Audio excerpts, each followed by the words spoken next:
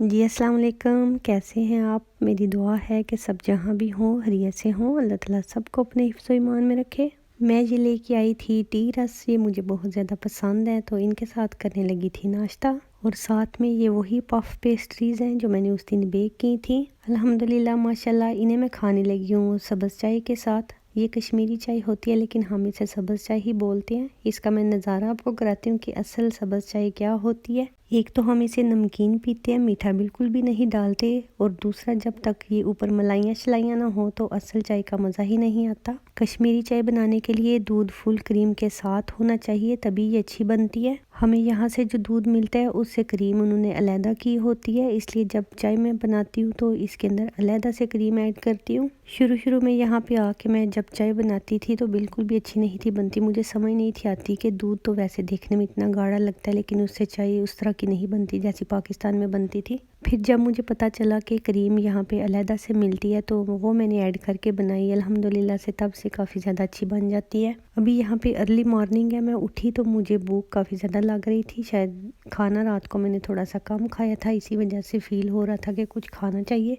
बच्चे और हस्बैंड अभी सो रहे हैं। मैं अम्मी को कॉल करने के लिए उठी थी जब मुझे भूख लगी तो मैंने सोचा पहले नाश्ता कर लूँ फिर बाद के काम स्टार्ट करूँगी। यहाँ पे मैं आटा गूंदने लगी हूँ। मुझे बनाने थे आलू के पराठे। मैंने जब भी पराठे बनाने हों तो आटा 1-2 घंटा पहले ही गूंद के रखती हूँ। थोड़ी देर के लिए आटे को गूंद के अगर फ्रिज में रखें तो उससे आटे में लचक आती है, पराठे फटते नहीं और काफ़ी अच्छे बनते हैं। जितनी देर में आटा गूंद के तैयार होता है मैं साथ ही आलू उबलने के लिए रख लेती हूँ। आलू के उबलने और ठंडा होने तक आटा भी मेरी पसंद के मुताबिक हो जाएगा। जब आलू उबल के ठंडे हो गए तो उनके मैंने छिलके उतार लिए थे। मसालों में मैंने लिया हरा धनिया, थोड़ी सी कटी प्याज, कटी अदरक, साथ में हरी मिर्च, धनिया पाउडर लिया है, सुरख मिर्च लिया है, जिंजर पाउडर लिया है, नमक, गरम मसाला, हल्दी, हींग, अजवाइन, ज़ीरा, साथ में चाट मसाला। आलू मैं मोटे मोटे से मैश कर रही हूँ। ये मैं अपने लिए बना रही हूँ। थोड़े आलू मैंने बच्चों के निकाल दिए हैं क्योंकि बच्चे सारी चीज़ें डाल के नहीं खाते, इसलिए उन्हें अलहदा से सिर्फ नमक मिर्च डाल के पराठा बना के देती हूँ।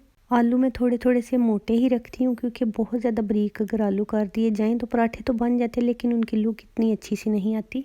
मुझे तो वही पराठे अच्छे लगते हैं कि जब उन्हें बनाएं तो आटे की परत से आलू नज़र आने चाहिए ताकि पता चले कि आलू के पराठे हैं। अब इसे बेल के रोटी बना लूँगी। रोटी थोड़ी बड़े साइज़ की बनाऊँगी और थोड़ी सी थिक भी रखूँगी। मैं एक ही पेड़े के अंदर आलू फोल्ड करके तो उससे पराठा बनाऊँगी। डबल तय वाला पराठा मैं कभी कभार ही बनाती हूँ। रोटी के ऊपर पहले थोड़ा बटर लगा के और फिर आलू का बॉल सा बना के इसके ऊपर रख दूँगी। रोटी को किनारों से पकड़ के आलू के ऊपर अच्छी तरह से फोल्ड करते जाना है। इस तरह से फोल्ड करने के आलू बिल्कुल अच्छी तरह से रोटी के अंदर पैक हो जाएं। फिर पेड़े को हाथों की मदद से घुमा के काफ़ी अच्छी तरह से गोल कर लेना है। इस स्टेज पे खुश्क आटा लगाना सबसे ज़्यादा ज़रूरी होता है और हाथों की मदद से थोड़ा फैला के मैं पहले रोटी को चिपटा करूँगी। रोटी के ऊपर अगर एकदम से बेलन चलाना शुरू कर दें तो इसके फटने का चांस होता है। जब ऐसी लुक आती है ना रोटी की, फिर मुझे ये पराठा अच्छा लगता है क्योंकि अंदर से आलू नज़र आ रहे होते हैं। पराठा पक के जब इसका ऊपर का कलर चेंज होता है तो तभी मैं इसकी साइड पलटती हूँ। इसे मैं मीडियम हीट पे पका रही हूँ। अगर बहुत ज़्यादा तेज़ आंच कर दे तो पराठा तो पक जाता है लेकिन इसकी ऊपर की परत इतनी क्रिस्पी नहीं बनती। नीचे से भी जब ये अच्छी तरह से पक जाएगा तभी मैं इसकी साइड चेंज करूँगी। आज तो हमारा बारी बरकम नाश्ता करने का डे आया हुआ है। इस तरह का पराठा एक दफ़ा सुबह के टाइम पे अगर खा लेना तो शाम तक ज़रा भी भूख नहीं लगती। माशाल्लाह अल्हम्दुलिल्लाह क्रिस्पी क्रंची आलू का पराठा बन के तैयार है। वो क्या कहते हैं ना कि नहले पे दहला, ऊपर मैंने मक्खन भी रख लिया है। ये ज़रा चेक करें कि ऊपर की तय कितनी ज़्यादा पतली है और अंदर काफ़ी अच्छी तरह से फिलिंग हुई है। कोई भी चीज़ जब अंदर लगा के हम उसका पराठा बनाते हैं तो हर चीज़ के अंदर थोड़ा सा ना मॉइस्चर होता है। पराठे को अगर मीडियम फ्लेम पे ना पकाया जाए तो बाद में वो ढीला पड़ जाता है, इसलिए स्लो फ्लेम पे पकाएं तो बहुत ही अच्छा कुरकुरा सा बनता है। ये पहलवानी सा पराठा पूरा तो खाया नहीं जाएगा, चलें जितना भी खाया जाएगा बकाया मैं फिर लपेट के रख देती हूँ। शाम के टाइम पे जब भूख लगती है, लेट नाइट बैठे रहते हैं तो फिर निकाल के खा लेती हूँ। बाहर बर्फ़ ने बरस बरस के इतना हशर किया हुआ है, बहुत ही अजीब सा मौसम हो रहा है। ये देखिए ट्रैक्टर आया था और साइडों पे काफ़ी बर्फ़ के ढेर लगा के चला गया। वो एक दफ़ा तो इकट्ठी करके जा चुका है लेकिन सड़कों पे दोबारा से काफ़ी ज़्यादा बर्फ़ जमा हो रही है। थोड़ी देर में फिर से मुझे लगता है आने वाला होगा। जो लोग बर्फ़ उठाते हैं उनका काम इन्हीं दिनों में ज़ोर शोर पे होता है। जब भी बर्फ़ पड़ती है तो बार बार आके चक्कर लगाते हैं, बर्फ़ उठाते रहते हैं, सड़कें साफ़ करते रहते हैं ताकि ट्रैफिक वगैरह बिल्कुल भी जाम ना हो। बर्फ़ भी जब बरसने के मूड में होती है तो खुल के बरसती है, फिर तो हम दुआएं करते रहते हैं कि अल्लाह करे अब ये बंद हो जाए बरसनी। हालांकि बारिश की निस्बत ये बर्फ़ ज़्यादा अच्छी होती है, बारिश में गीलापन होता है, बर्फ़ में इस तरह से फील नहीं होता। तो फिर से देखिए मेरे साथ प्यारे प्यारे से रंग बिरंगे बहुत ही खूबसूरत माशाल्लाह से फूल। दुनिया में सबसे ज़्यादा चीज़ जो मुझे अट्रैक्ट करती है वो ये फूल ही हैं, क्योंकि इनके कलर्स मुझे इतने अच्छे लगते हैं, पता नहीं क्यों। जहाँ भी मैं फूल देखती हूँ मेरे कदम रुक से जाते हैं, मुझसे आगे चला नहीं जाता। मेरा दिल करता है कि बस ऐसे एक बाग सा हो, रंग बिरंगा बहुत ज़्यादा फूल हों और वहाँ पर मेरा घर हो।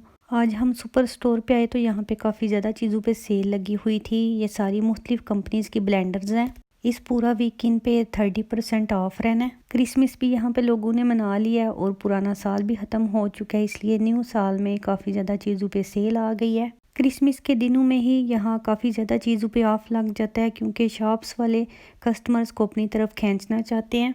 यहाँ पे बहुत ही ज़्यादा मुख्तलिफ़ किस्म की चीज़ें एक दूसरे को गिफ्ट की जाती हैं, इसलिए कोई ब्लेंडर ख़रीदता है, कोई टोस्टर ख़रीदता है, कोई इस तरह सैंडविच मशीन ले लेता है, या ये कोई काफ़ी मशीन ले लेता है। इसके अलावा भी बहुत सी चीज़ें होती हैं, बस जो जिसकी चॉइस होती है या जिसको पता हो कि दूसरे बंदे को क्या पसंद है उस हिसाब से गिफ्ट करते हैं। एक बहुत ही प्यारी छोटी सी ब्लेंडर थी, शायद स्मूदी के लिए थी। इसके अलावा ये देखिए छोटी बच्चियों के लिए इतनी प्यारी प्यारी डॉल्स लगी हुई हैं। बेबी गर्ल्स को ये बहुत ज़्यादा पसंद आती हैं, क्योंकि हमारा एक्सपीरियंस रह चुका है, हमने किसी को गिफ्ट किया था तो वो इनसे बहुत ज़्यादा खेले थे।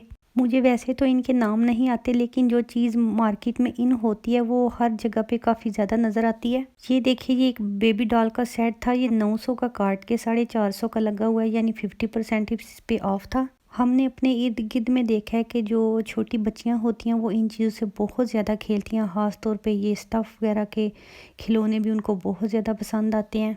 गर्ल्स के शौक़ बिल्कुल मुख्तलिफ होते हैं और बॉयज़ के बिल्कुल डिफरेंट होते हैं, इसलिए उनकी चॉइसेस टॉयज़ के मामले में बिल्कुल डिफरेंट होती हैं। जब मेरे बेटे छोटे थे तो हम जानबूझ के ये एक्सपीरियंस करने की कोशिश करते थे कि बच्चों को लड़कियों वाली चीज़ें पसंद आती हैं या नहीं। तो जब हम उन्हें किसी जगह पे लेके जाते थे जहाँ पे दोनों तरह के खिलौने होते थे, तो मेरे दोनों बेटे भाग के उन खिलौनों के पास जाते थे जो लड़कों वाले होते थे।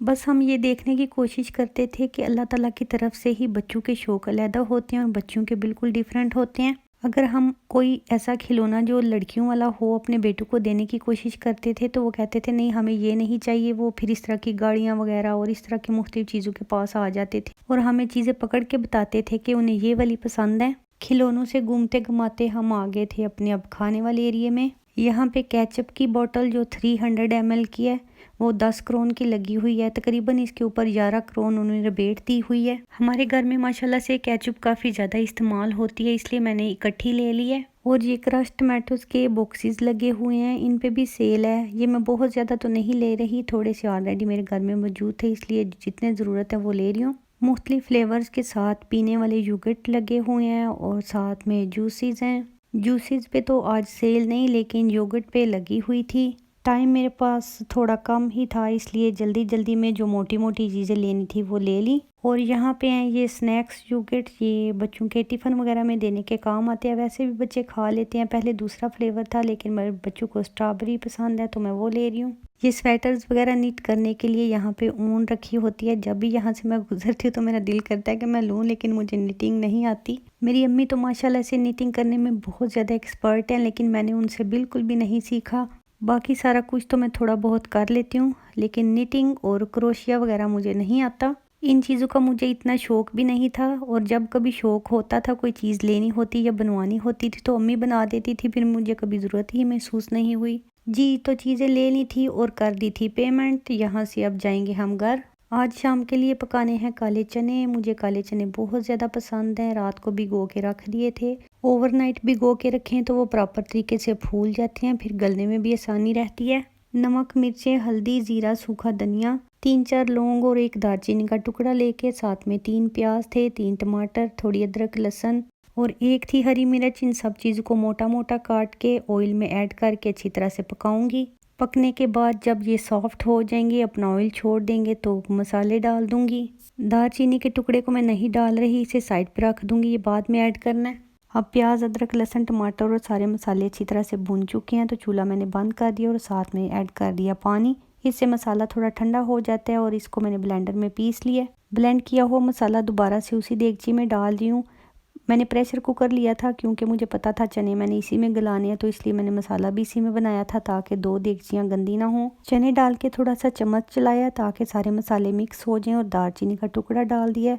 अब कुकर को बंद करके इसे प्रेशर लगवा लूँगी। पानी का लेवल मैंने चनों से 1 इंच ऊपर रखा था, जो पकने के बाद इस तरह से हो चुके हैं। अब अच्छी तरह से भून के तो दोबारा से पानी ऐड कर रही हूँ। जितना शोरबा यहाँ पे मुझे चाहिए मैं उसी हिसाब से पानी डाल रही हूँ। पकने के बाद मैं डाल रही हूँ थोड़ी सी कसूरी मेथी और थोड़ा सा गरम मसाला, और यहाँ पे जा रहा है ऊपर से माशाल्लाह से हरा धनिया, जिसे देख के तो मेरे दिल से वाह वाह निकल रही है। ब्राउन चने और उसके अंदर जब जाता है हरा धनिया तो फिर कह लें कि क्या ही बात है। आप में से जिसको चने पसंद है उनके लिए हाजिर हैं, आ जाएं खाएं। आके खाना तो मुश्किल है, चलें खुद ही पका के खा लें, लेकिन कमेंट करके ज़रूर बताएं कि किसे पसंद है। और अल्हम्दुलिल्लाह जी ये बनने लगा है खोया। जो मैंने गाजरों का हलवा बनाया था उसके लिए खोए की मुझे ज़रूरत थी। बहुत ही अच्छा ज़बरदस्त सा साफ़ सुथरा खोया मैं घर पे ही बनाती हूँ। यहाँ पे बाज़ार का लाया हुआ खोया मुझे अच्छा नहीं लगता, शायद उन्होंने मिल्क पाउडर से बनाया होता है। इस दफ़ा जब मैं पाकिस्तान गई थी तो यकीन करें कि वहाँ से मैंने खोया ख़रीदा जो देखने में बहुत फ़्रेश नज़र आ रहा था। जब उसको ला कर फ्रिज में रखा तो नेक्स्ट डे उसके अंदर काले और पीले कलर के पता नहीं कौन कौन से दाग नज़र आ रहे थे। मेरा इतना ज़्यादा दिल ख़राब हुआ। फिर मैंने उसको फेंका और मैंने सोचा कि आज के बाद मैं खोया कभी नहीं इधर से लूँगी, और जब इधर वापस आ गई हूँ तो फिर खुद ही घर पे बना रही हूँ। खोए की ये रेसिपी बहुत ही ज़्यादा परफेक्ट है। तकरीबन 1.5 लीटर के करीब मेरे पास दूध था, जिसके अंदर मैंने हाफ़ टेबल स्पून के करीब सूजी ऐड की है। सूजी ऐड करने से खोया बहुत ही ज़्यादा दानेदार बनता है। इसके अंदर और कुछ भी नहीं जाना, सिर्फ मिल्क होगा और थोड़ी सी सूजी। एक बात है कि मिल्क बिल्कुल फुल फैट बिल्कुल खालिस होना चाहिए, तभी ये खोया अच्छा बनता है। और दूसरा ये होता है कि खोए के बस सर पे खड़े रह के इसे पकाना होता है, ज़रा भी इधर उधर नहीं होते। ख़ास तौर पे शुरू में जब हम दूध बॉईल करने लगते हैं तो वो एकदम से पैंदे में चिपकना भी शुरू कर देता है, इसलिए वहाँ पे हमें ध्यान रखना होता है। लेकिन जब बॉईल आना शुरू हो जाए तो फिर थोड़ा सा इधर उधर के साथ काम करते जाएँ तो इतनी टेंशन की बात नहीं होती, फिर ये दूध पैंदे में नहीं चिपकता। देखिए माशाल्लाह से अल्हम्दुलिल्लाह बिल्कुल परफेक्ट बन के तैयार हो गया। अब चूल्हा मैंने बंद कर दिया, इसे ठंडा होने दूंगी। दूध पक पक के जब इस स्टेज पे आ जाता है ना तो फिर ही कह लें कि ये परफेक्ट रेसिपी तैयार होती है। खोए को जब ठंडा भी करना हो ना तो इसे ढक के ठंडा करते हैं, वरना एकदम से इसके ऊपर एक मोटी सी तह बननी शुरू हो जाती है जो अच्छी नहीं लगती। जब खोया ठंडा हो गया था तो माशाल्लाह से मैंने डिश में निकाल लिया। बस जी, तो यहीं तक था मेरा आज का व्लॉग। इजाज़त लेने का टाइम आ गया है। आप मुझे अपनी दुआओं में याद रखें, मैं आपके लिए दुआ गो रहूँगी। अभी चाहती हूँ इजाज़त। अल्लाह हाफिज़।